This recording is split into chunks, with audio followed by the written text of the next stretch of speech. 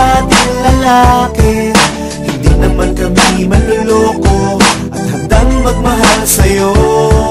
May puso din naman kami at marunong ding umibig. Sana naman ang tinig namin ay marinig. Nababaliw ang puso ko na lagi nang sugatan kung bakit sa pag-ibig kami laging luhaan. Nagseryoso naman ako, ngunit bakit niloko ng isang lalaki? Nakala ko'y mahal ako. Binigay ko namang lahat, ang puso at kaluluwa. May kasama pang motor na pang stroll-stroll niya. Ngunit bakit ganon, di pa rin siya masaya? Baka naman motor sa tubig na ang kailangan niya. Ang lahat ay gagawin, huwag ka lang mawala sa akin. Di naman ako naghahangad na todo mong mahalin. Tratuhin lang ng tama at ako ay respetohin. Simple lang ang nais ko, sapat na yan sa akin. Mga bakla man kami at mga dating lalaki. Hindi naman kami manloloko at handang magmahal sa'yo. May puso din naman kami at marunong ding umibig. Sana naman ang tinig namin ay marinig.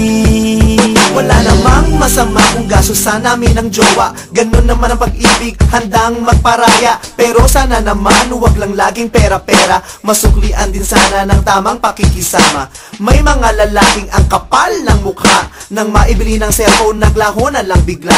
Di ko naman alam, may lahi palang snatcher. Ayun ang bakla, umiiyak at nagpa-blatter. Mga bakla man kami at mga dating lalaki. Hindi naman kami manloloko at handang magmahal sa'yo. May puso din naman kami at marunong ding umibig. Sana naman ang tinig namin ay marinig. Pero kahit anong pait na nararanasan, ang saya nitong pag-ibig ay di matutumbasan. Meron mang luhang pumatak sa iyong pisngi. May oras din namang kinikilig at ngumingiti. Ngunit kayo'y mag-ingat sa baklang nasawi. Dahil iba rumesbak ang pusong mahapdi. Lokohin mo na ang lasing at bagong gising. Huwag lang ang bading na naagawan ng booking.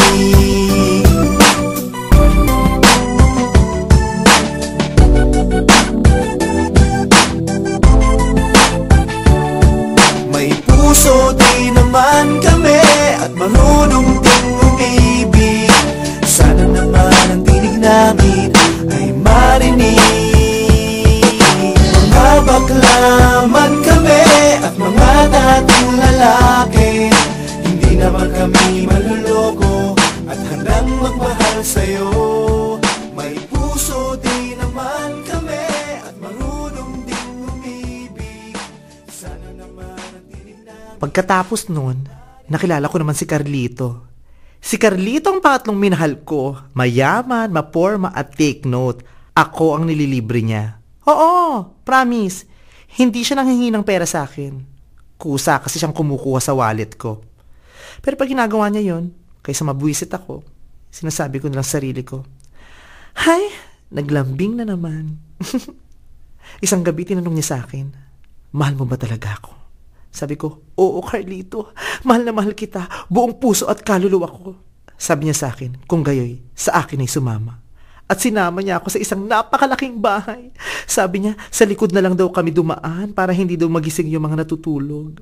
Sabi ko, grabe, ang laki naman ng bahay ni Carlito. Pagpasok namin sa loob, pinapasok niya ako sa loob ng isang kwarto. Nanginginig ako. Sabi ko, handa ko nang ibigay kay Carlito ang lahat. Tapos bumalik si Carlito. Nagtanong, sabi niya, "Alam mo ba kapag ang isang bagay ay mahalang halaga?" Sabi ko naman, "Oo, alam ko, Carlito." Naiiyak-iyak pa nga ako nun eh. Tapos ngumiti si Carlito. Tapos may inabot sa aking sako. Sabay bulong, "Kunin mo lahat ng kaya mong kunin. Lalo na yung mamahalin." Kriminal si Carlito. Magnanakaw si Carlito.